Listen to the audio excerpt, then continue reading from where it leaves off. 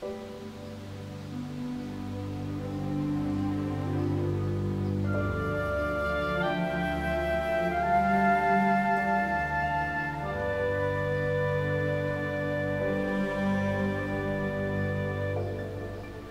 of the simplest yet essential tools we use is the dive light. It is so essential that we each carry 3 lights in case there's a failure.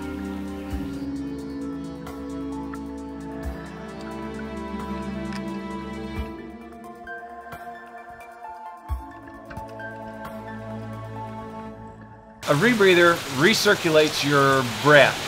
So as you exhale it, it goes through a scrubber that scrubs out the carbon dioxide, and then it goes across some oxygen sensors that reads the oxygen level, and we add the amount of oxygen that was metabolized, and so we just keep rebreathing the same gas. An additional benefit of rebreathers versus open circuit scuba is that with open circuit scuba, the tank that you go into the water with is the gas mix that you have. That is, there's no adjusting it. So you have to adjust your dive plan accordingly. With a rebreather, we are constantly optimizing our mix, our gas mix, by adding oxygen as we need to. And this accelerates our decompression times. It allows us to run optimal mix and decompress at an accelerated rate. Open circuit is not very efficient. Every time you exhale, that breath is gone and your tank gets lower and lower as you go. With a rebreather, you're recirculating the gas and only replacing the oxygen that is metabolized. And so it's a very efficient system, and a small bottle of oxygen will last you a long time. So this rebreather allows us to get through the restriction down at the bottom of Roaring River where others couldn't. The reason is most rebreathers are mounted on a person's back, which makes your profile much thicker and hard to get through. This is a side mount rebreather. So picture the diver's body being right here. It makes your back smooth and the canisters are out on your sides. This allows you to go through small openings easily. It also has the counter lung on each side of your chest, which is really close to your own lungs. So as you're breathing, it's real easy to breathe because they are on the same level in the water.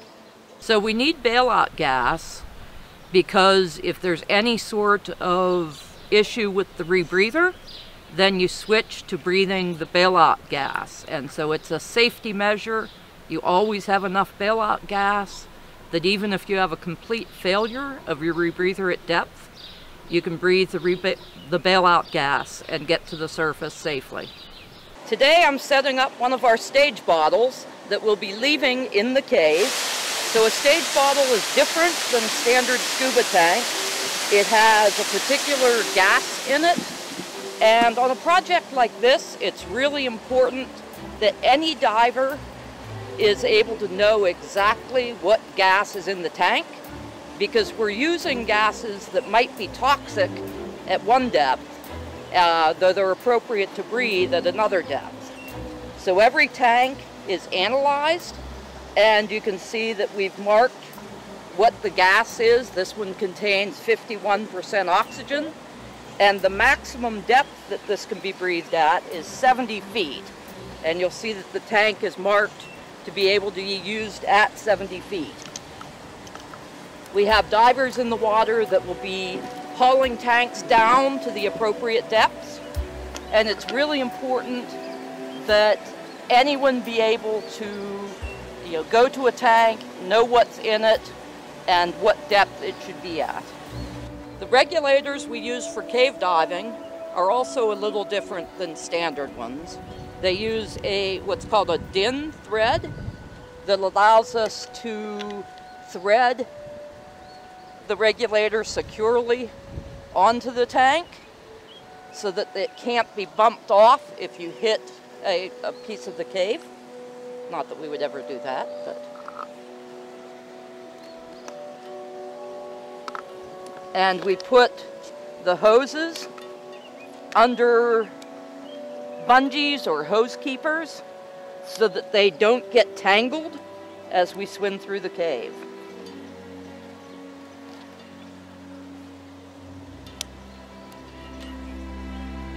This is a beautiful Deep 6 regulator that's nice and shiny and new, and soon it will be scraped up and you'll see bare chrome like on all of my normal regulators. Human beings are designed to breathe in oxygen and exhale nitrogen and waste gases basically at sea level. That's what human beings are designed to do. When we go into underwater environment, the water adds pressure similar to environmental pressure that we're already at. So as we go deeper, we take on way more nitrogen than our bodies are used to metabolizing. So the trade-off for that is that as we come back up, we have to stop at a very slow and controlled rate, completely stopping at certain levels based on how deep we've gone for how long. And then it allows our bodies to safely get rid of that nitrogen out of our system safely as we come back up. If we don't, that nitrogen can end up creating bubbles in our system that could be decompression illness and could actually be fatal if you come up too fast. So safety bottles are divided into two categories. There's bailout gas and there's also decompression gas. Decompression bottles are used if you have to bail out.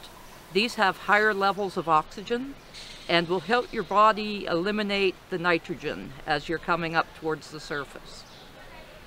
We analyze the gas religiously because the wrong gas at the wrong depth can be fatal. If you have too high of an oxygen level or too low of an oxygen level, you'll have serious issues. As we're decompressing, we're trying to give our bodies a chance by just sitting still and being as calm as we can, and to exhale and just get rid of as much extra nitrogen as we can. The cold factors into that because our bodies and our blood does not flow as good. Our capillaries tend to start shunting off as we get colder. There's just a lot of things that go on when our bodies get cold. It's a natural response, and ultimately it stymies the blood flow, which causes us to get rid of a lot less nitrogen. Wetsuits wouldn't keep us warm enough, so with a dry suit we're able to stay warmer, and they don't compress due to depth. So the biggest reason we have the habitats in Roaring River is for safety. Being able to put divers into a dry space helps us retain warmth, and for the extended decompression schedules we have, really makes things safer in that regard. My primary tools when making an underwater survey in the cave are my survey book, and I have a compass to get the magnetic bearing, and the dive line is used for getting the distance, and my dive computer is used for getting the depth. And with those three numbers, we can calculate the survey legs that allow us to make a line plot of the cave.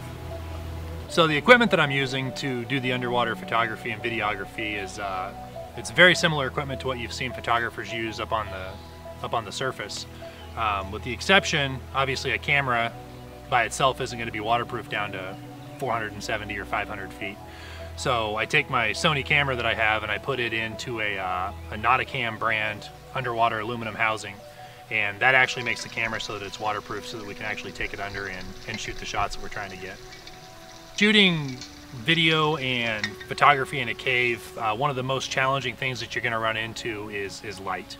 Obviously with photo and video, light is going to be everything. So I've actually got attached to the camera, I've got 32,000 lumens worth of light that's actually attached to my camera. And to put that in a little bit of perspective, like your standard household light bulb puts out about 900 lumens worth of light. So I've got a tremendous amount of light attached to the camera. The objective is exploration, but you know, some of the goals are the map and the movie.